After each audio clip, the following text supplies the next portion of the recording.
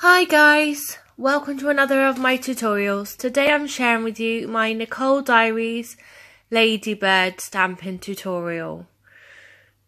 So to begin with, I use the Nicole Diary's Carpet of Grass. It's a stamping polish, but I've actually used it as a general polish and used it as a base coat. I apply 2 layers of this one as it does kind of streak a little bit.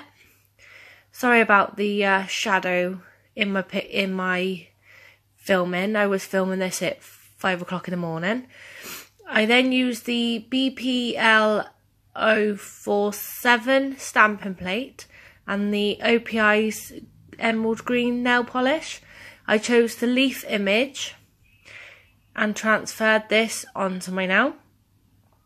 And then with the Nicole Diary's LO18, I chose the ladybug image with the Nicole Diary stamping polish and filled this in with the Sienna Rose snob polish and did a reverse stamp.